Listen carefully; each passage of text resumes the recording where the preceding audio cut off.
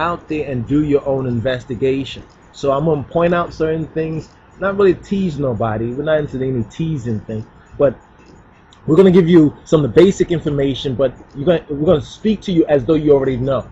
You understand? Speak to you as you already know, but we're going to give you the wherewithal that you need so you can go and investigate it. You can look at the descriptions, our descriptions, or something in the video will give you, you know, just be wise as a serpent, harmless as a dove, and you'll pick up on it. All right?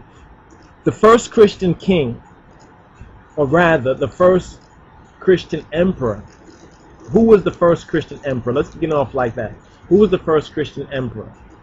Most folks that are under white supremacy and the whitewashed lies and counterfeit Christianity, they would tell you that the first Christian emperor was Constantine. Constantine, right? That's a lie. Maybe he was the first European Christian emperor. You know, if you want to categorize it like that, that makes a little bit more sense. You understand? Constantine, the first European Christian emperor. But if you want to say who was the first Christian emperor in the world, you understand? And don't play this known world. They like to do this in the known world as though we're unknown. You understand? No. To us, y'all are unknown in Europe. So actually, you know, we could both play that game. But the time is late for game playing. We have to get to the truth. You understand? So who was the first Christian emperor in the world? How many of y'all know? You know who the first Christian emperor in the world was? Some people, huh? Constantine. Okay, I just said Constantine wasn't, but that's who most people will say. But actually, Emperor Ezana, King Ezana of Ethiopia, was the first Christian emperor in the world. We're talking about in the whole entire Christian world. You understand? If you chart and map out everywhere where Christianity reached in the whole world, you will find that the first Christian emperor on record was actually, where they say King Ezana, actually it's Emperor or King of Kings Ezana of Ethiopia, was the first Christian emperor. Emperor means a king of kings. That's what the emperor is. In Rome, they call an emperor a Caesar or a Caesar or a Kaiser.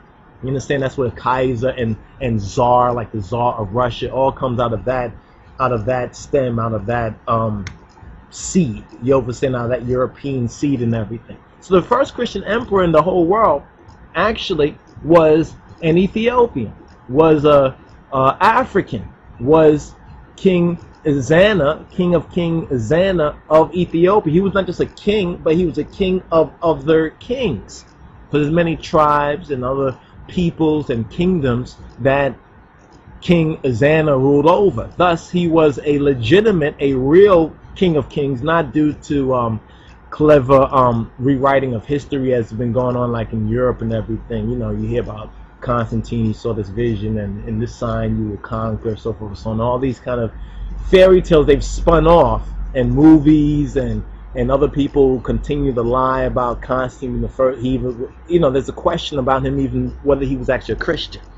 You understand? I mean, this is what's so interesting. You understand, whether he was even a Christian, and the facts and evidence has come out to prove that Constantine may have not even been a Christian during his whole entire life. But if you want to believe the fairy tale, you can believe the fairy tale that Constantine was the first Christian emperor, but that's a lie. If you want the truth, then the truth is that King Ezana of Ethiopia was the first emperor, Christian emperor, in the entire civilized world.